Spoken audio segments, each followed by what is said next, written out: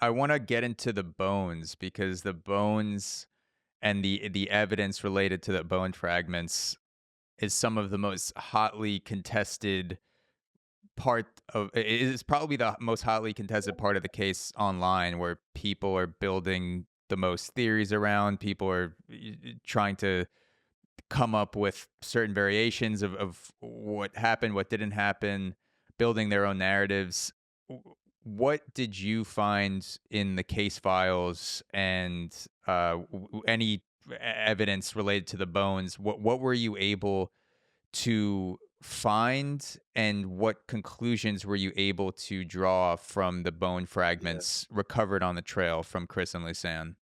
Yeah. First, I have to say that everything which was found, everything in the rucksack itself, everything which is in the rucksack and the bones, everything um, raises questions. It's not normal. So, but you want to talk about the bones. So, a few days after they found the rucksack, they started to find bones. Not the official search teams found bones, but indigenous people who Mm, found the bones and brought them to the town. And yeah, they found a rib and a pelvis from Kris. It was 1% of her skeleton, and they found a tibia and a femur, a lower and a thigh and a lower leg from Lisanne, and a foot from Lisanne stuck in her shoe.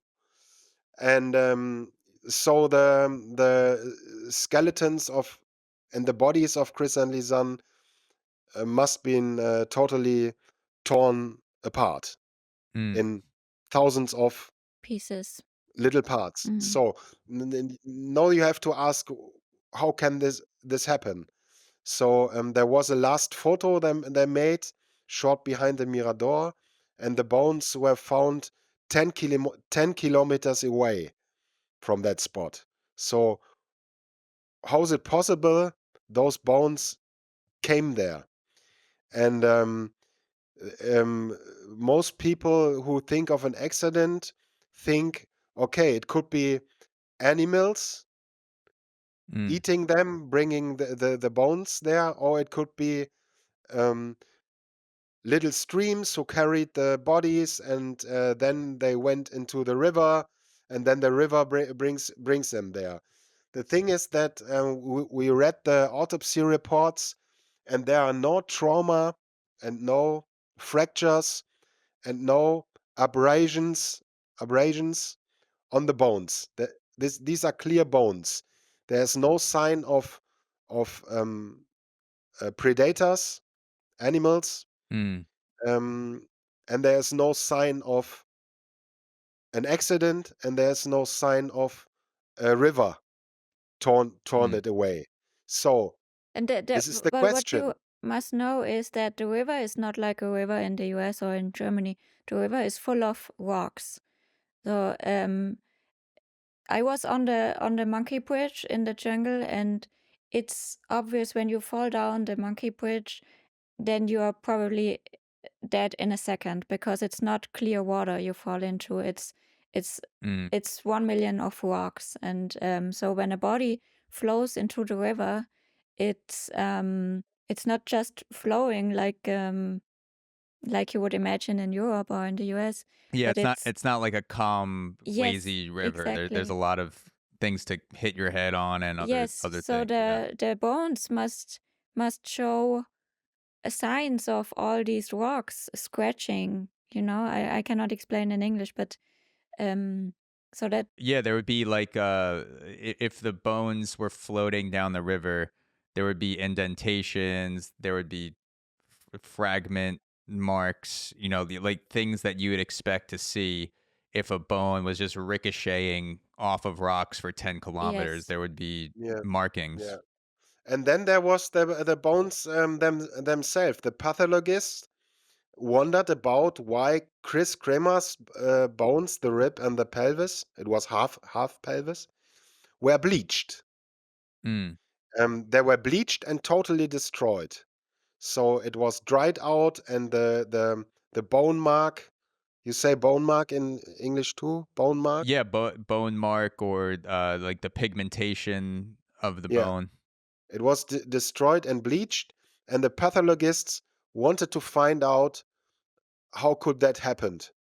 They considered either it was sun bleaching, or second it was chemicals. Yeah, Mm. chemicals in the earth, or chemicals, whatever chemicals. I think chalk. No, chalk is Kreide. Kalk. Um, I don't know, kalk, the white stuff, which you use to. It's not bleach, is it? Or No, It's kind of phosphate let me. uh, stuff. I will look it up. uh, Um, let me. I can actually search it right here. Lime? Let's see. No. lime. Yeah, Lime. lime. Okay. Yeah, lime. So some suspected lime, not the pathologist from EMELC, but another expert. And they just said, "Oh, we need to go to the places where the bones were found to see which chemicals are there." Mm. And if the sun could bleach bones in this way, but they weren't allowed. So the Mm. prosecutor said no further investigations. So nobody knows why the bones were bleached. And Mm. the second thing is that Lisanne's bones were not bleached, not destroyed, but in a good condition. And even there were skin attached to the bones. And the pathologist who examined Lisanne's bones said it was a totally different decompensation state from Lisanne's bones and from Kris' bones. So he Mm. said Lisanne couldn't have died in April. So it must be not long ago. Oh yeah. Um, yeah, Very. this autopsy, as I told you, the most important documents then are missing in the file. So the autopsy report of Lisanne's bones is not in the files, and nobody can explain this. Mm. Yeah, So the autopsy report of Lisanne's and Chris's bones, or just Lisanne's bones, are not in the just autopsy report. Lisanne's bones. Everything else is there. Kris' bones, Lisanne's food, but the bones who raises the most questions Mm. are not Another in the another file. dead In the end. file. Yeah, That's and another dead end. The prosecutor said to a laboratory, "We sent you the shoes we found," and the shoes had a weird color. Yeah, mm. like the bones were like the bones were bleached. The shoes have a strange color, and the prosecutor said, "Please investigate if there are body dissolving fluids to Yeah, find." I remember. Yeah, in the book, you mentioned the chemical Yeah, phosphorylation process that yeah. it looked like And the something had what happened? phosphorized it. The shoes disappeared. The prosecutor herself tried half a year later to get the results, and asked the laboratory, "Where are the shoes? Where are the shoes?" And the laboratory answered, "We never get the shoes. Which shoes?"